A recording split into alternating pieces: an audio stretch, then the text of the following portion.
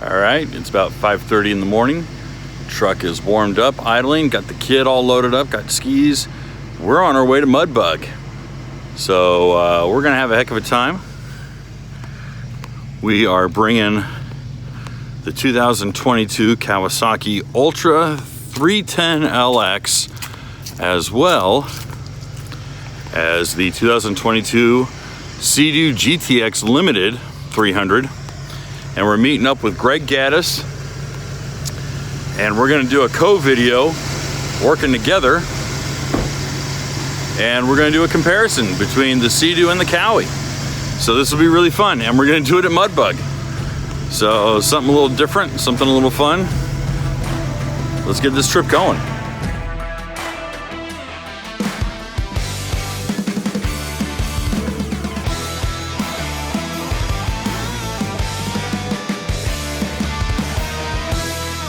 Admittedly, I don't get to attend very many events or join any group rides these days. The frenetic schedule that I keep has me so tightly booked that eking out enough time to enjoy a prolonged weekend's worth of riding is all but impossible.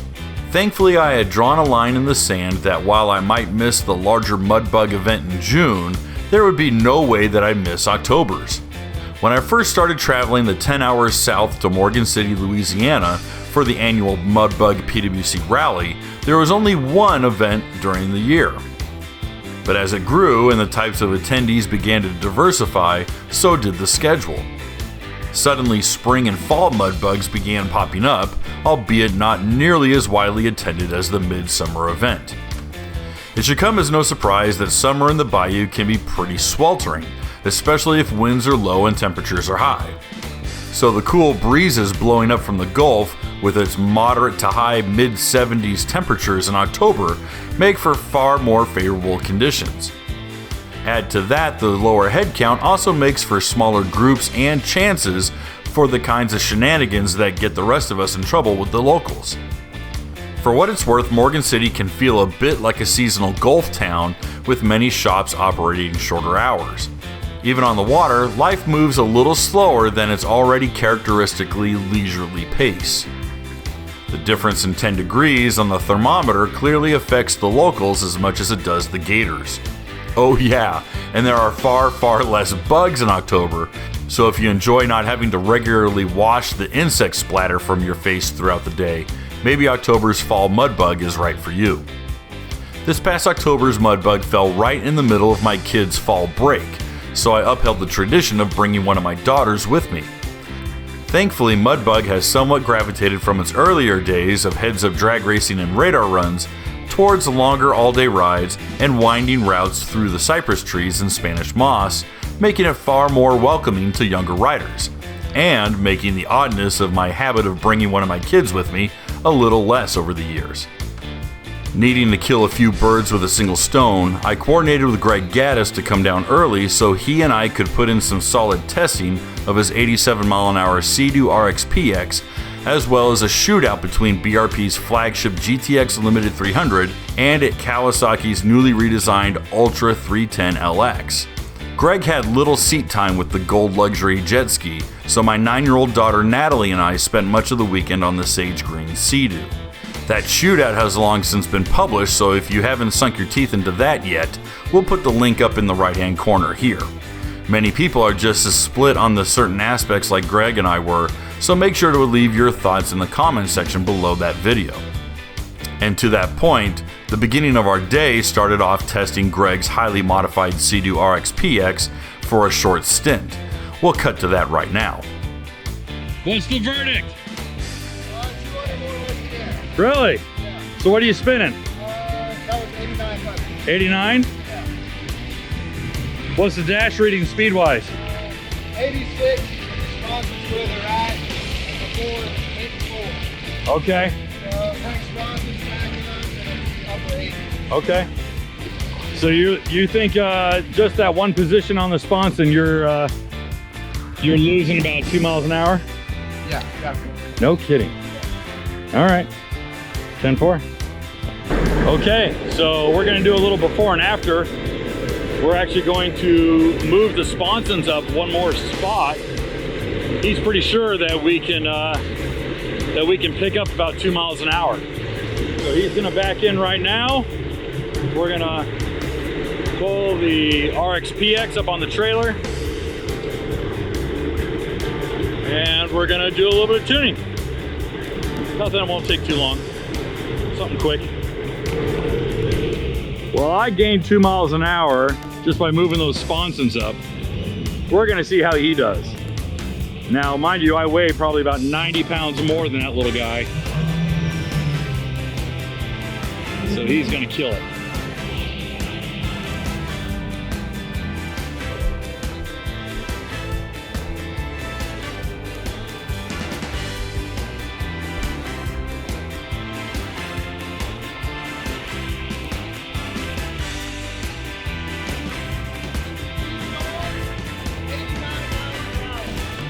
Full tank of gas. Yeah. I need that camera coming from the fruit. There you go. On the dash, 89, full tank of gas. The seat's on. With the seats on, but you did your modified cold air breather, your ram air induction, and a little bit of breather in the back, but the seats on all the way, full tank of gas. How much do you weigh? 150 pounds. 150 pounds. All right, so I outweigh you by 90. Okay. The dash does read a little higher. The dash is, don't get me wrong, never trust the guys advertising dash speeds. But to do that, and all right, tell me everything that's on it. Riva Stage 3 Plus kit, Riva sponsons, and the Riva steering system. That's it. All right, so what's in the Stage 3 kit for those who don't know? Air intake, valve springs and retainers, double X supercharger impeller, and the Riva cam. Okay. It does still have the stock exhaust. It has stock exhaust. Has the intake manifold been changed?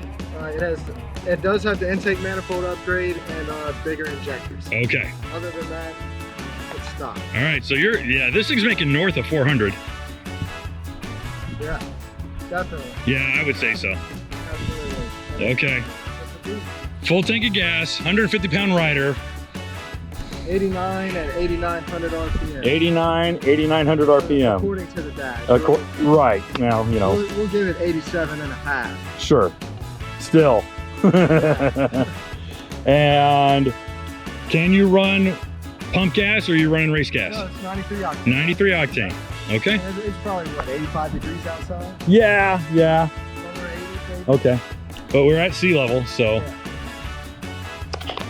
All right, well, I don't know a better testimony of, Yeah. of that Riva kit. Holy crap.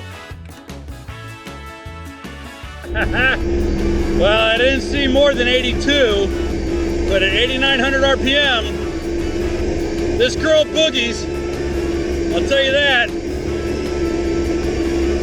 You can really feel the ramp of the new cam, and when the boost comes on, the boost really comes on. It's not that same kind of linear ramping curve. You're getting more of a really hard hit, especially around mid-throttle, it really hits. So yeah, it's a whole new machine. That was a lot of fun. Great way to start the weekend.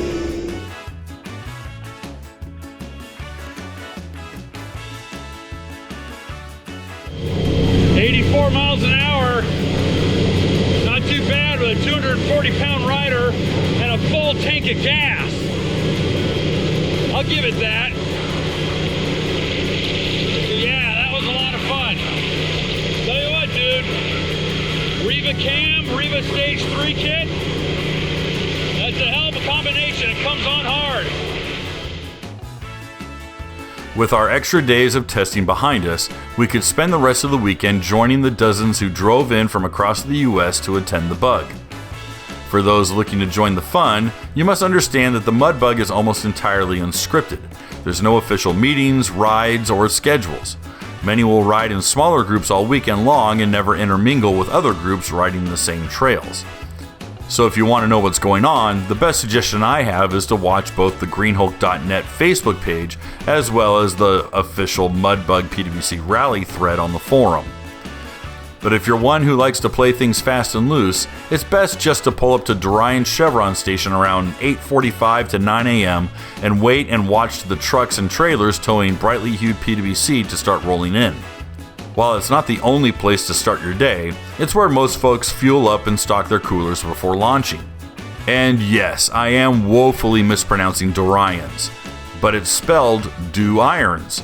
Nevertheless, Greg has repeatedly corrected me, slowly sounding out Dry-ons, casually slurring over 2 syllables.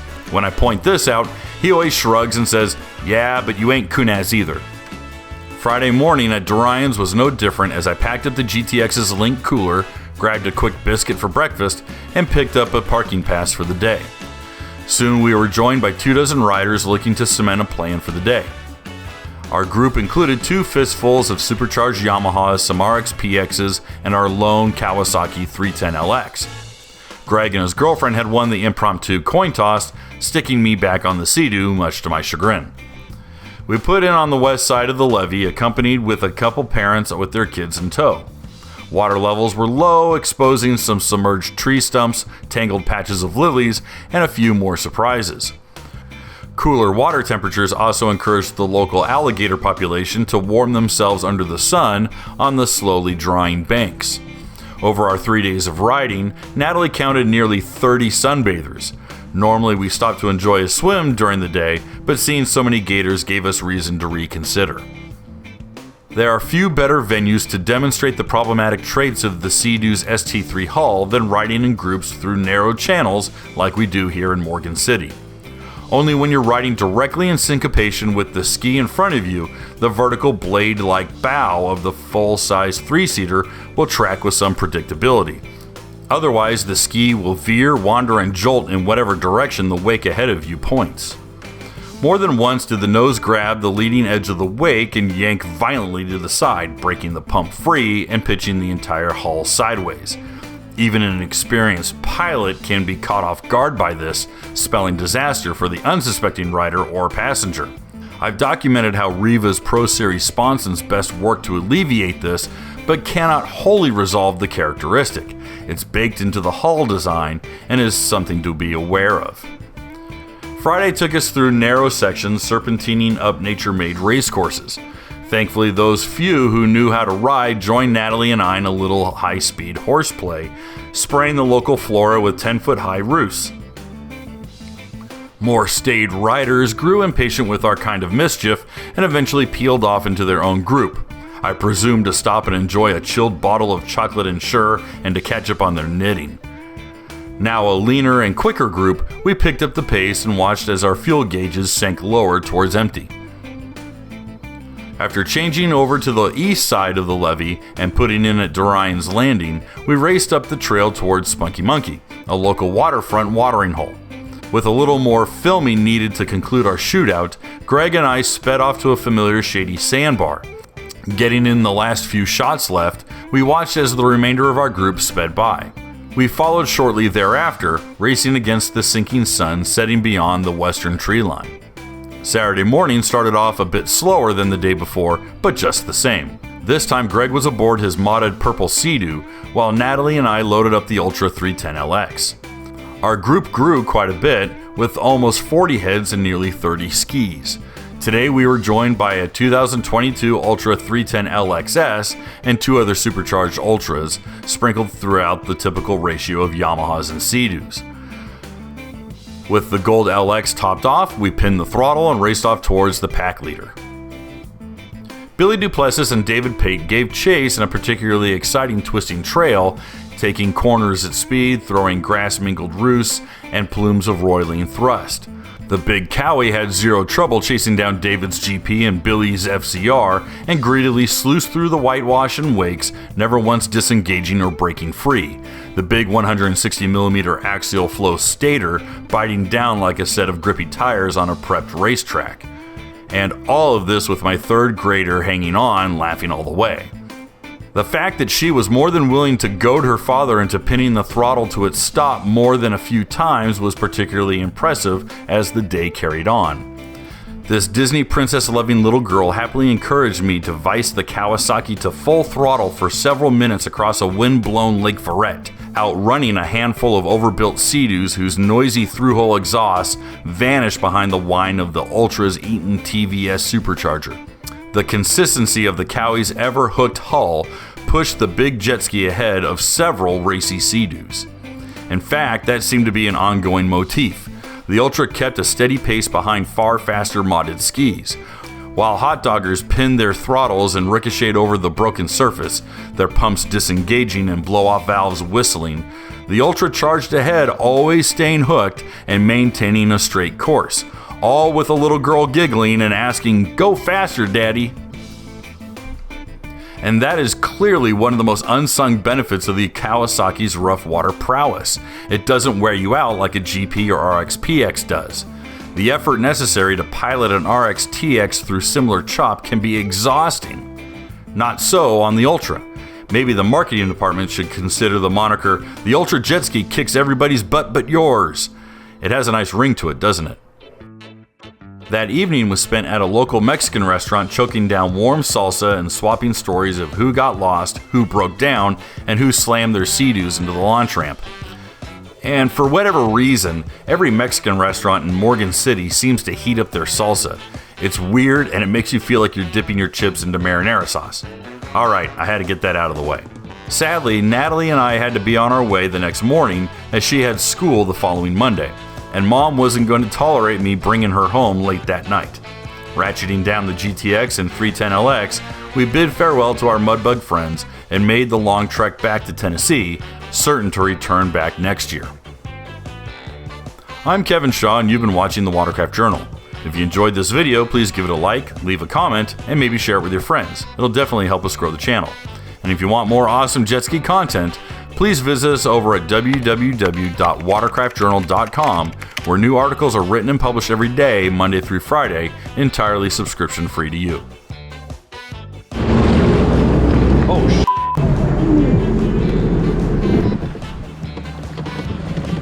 well, that's a problem. Yeah, it's all right. I'm on a tree. I wanted to get some pretty pictures of some cypress knobs and it went right up on a tree. Oh, good. Keep going. A little more. Oh, easy, easy, easy. Dude. That's perfect. Keep going. Eat.